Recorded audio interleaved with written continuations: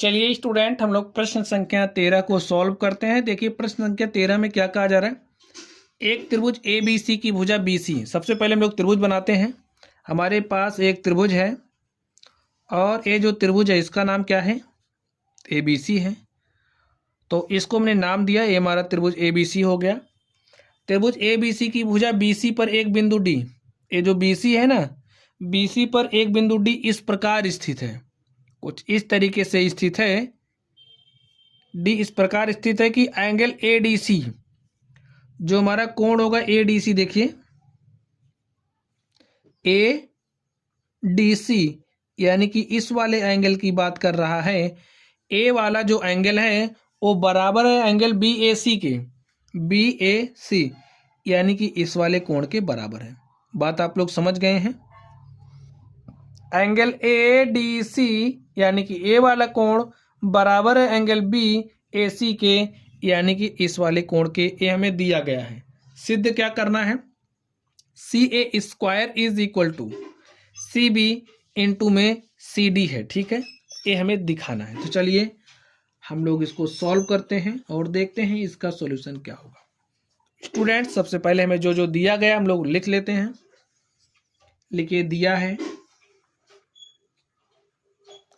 त्रिभुज A B C में दिया है त्रिभुज ए बी सी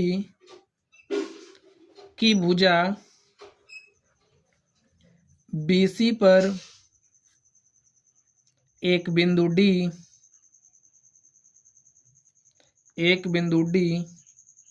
इस प्रकार स्थित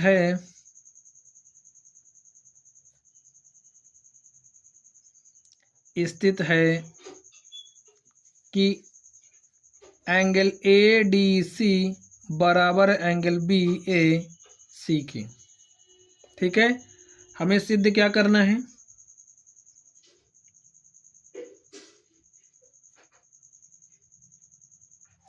सी A square is equal to C B into में सी डी। ठीक है स्टूडेंट, हमें दिखाना है।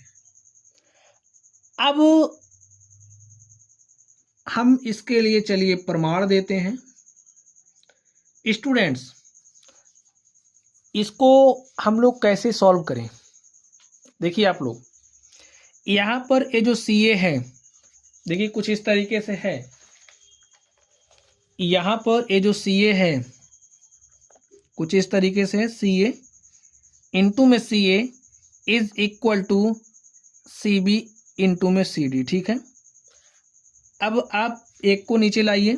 देखिए हमें कौन, यहाँ पर हमारे पास त्रिभुज देखिए ए बी डी है, ए सी डी है, हम कौन सा लें इसके लिए हमें कुछ सोचना पड़ेगा। तो हम लोग कुछ यहाँ से सोचेंगे। देखिए सी ए और सी बी का अनुपात लीजिए, बराबर होना चाहिए सी डी और सी ए के। देखिए सी ए और सी बी का जो अनुपात है, सी ए और सी बी का जो अनुपात है, तो क्या यहाँ से हमें कुछ मिलेगा, नहीं मिल रहा। ठीक है, हम लोग इसको थोड़ा इस तरीके से लिख सकते हैं। देखिए सी ए अपॉन सी डी कर दीजिए। सी ए इस सी डी को यहाँ पर लेकर के सी बी यहीं रहने दीजिए और यहाँ से ये लेकर के आइए। अब इस तरीके से ध्यान से देखिए, सी ए और सी डी, ठीक है, सी बी और सी ए, यानी कि हम लोग देखेंगे त्रिभुज ए बी सी तथा ए सी डी में। समझ में आ गया। लिखिए त्रिभुज ए बी सी तथा त्रिभुज ए सी डी में। इसमें स्टूडेंट्स आप लोग क्या देख पा रहे हैं, देखिए ए बी सी में क्या है, ए बी सी तथा ए सी डी में आपको सी कॉमन दिख रहा ना, सी भैया ए बी सी में भी है और ए सी डी में भी है। तो यहाँ से जो हमारा एंगल सी है वो बराबर हो जाएगा एंगल सी के। क्यों, क्योंकि ये उभयनिष्ठ है। और ध्यान दीजिए, अब आप लोग ए बी सी तथा ए सी डी में आपको कुछ दिया गया था। क्या दिया गया था, ए जो हमारा एंगल है, एंगल बी ए सी, वो बराबर है किसके, ए डी सी के। ए में दिया ही गया, लिख दीजिए। तो जो हमारा एंगल BAC है वो बराबर है एंगल ADC के। हमने किस आधार पर लिखा? ए में दिया गया है। अब आपको कुछ मिला कि नहीं मिला भाई? ए वाला एंगल सी एंगल सी के ही बराबर है क्योंकि उभयनिष्ठ है। ए वाला एंगल इसके बराबर है, यानी कि एंगल्स जो समरूपता है उसकी कसौटी को होल्ड करना। लिखिए एंगल समरूपता की कसौटी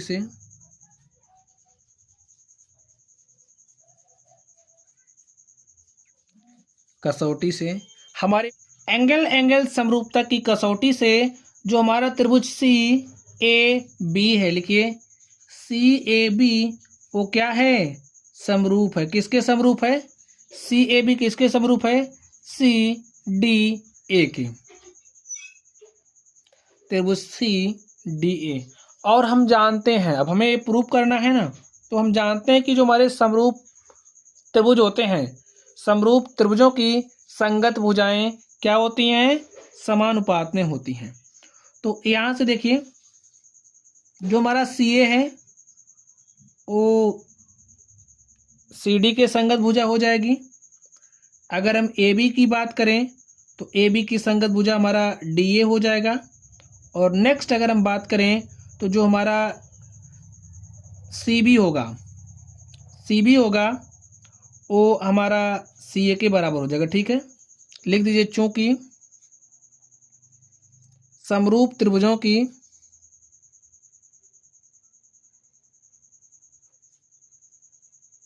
संगत भुजाएं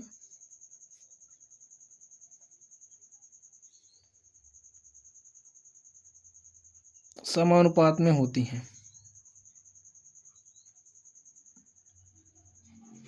अब आप इनमें से इन दोनों को ले लीजिए, क्योंकि ये इसके बराबर है, इसके बराबर, तो इसके बराबर भी होगा। तो लिखिए CA और CD का जो अनुपात है वो बराबर होगा CB और CA के। ठीक है, यहाँ से हम ऐसा लिख सकते हैं। तो इसको आप इधर भेजिए, CA इंटू में CA is equal to CB into में CD। अब आप लोग ध्यान से देखिए, हमारे पास क्या हो जाएगा? CA2 is equal to CB into में CD। अब आपको ये ऐसा नहीं करना, देखिए जैसे CA इंटू में CA है तो ये हमारी क्या है? दूरी है। देखिए ये CA इंटू में CA तो ये दूरी है। ठीक है, तो इसको हम कुछ इस तरीके से लिख सकते हैं। आपको ऐसा नहीं करना है कि C² और इसको A²। ठीक है, ऐसा नहीं करना आपको। ठीक है, तो हमें देखिए यही दिखाना था, CA² is equal to CB into CD। हमें ये दिखाना था स्टूडेंट, और हमने इसको दिखा दिया। ठीक है, इस तरीके से हमारा क्या हो चुका है? प्रूव्ड। स्टूडेंट्स जो हमारा क्वेश्चन नंबर 13 था, हमने क्वेश्चन नंबर 13 को हल कर लिया है। तो चलिए आप लोग पढ़ते रहिए। अगर आप लोगों को कोई भी डाउट हो तो आप लोग कमेंट बॉक्स में कमेंट करना। वीडियो पसंद आए वीडियो को लाइक कीजिएगा, चैनल पर नए हो तो चैनल को सब्सक्राइब करिएगा। चलिए आप लोग पढ़ते रहिए। Thank you.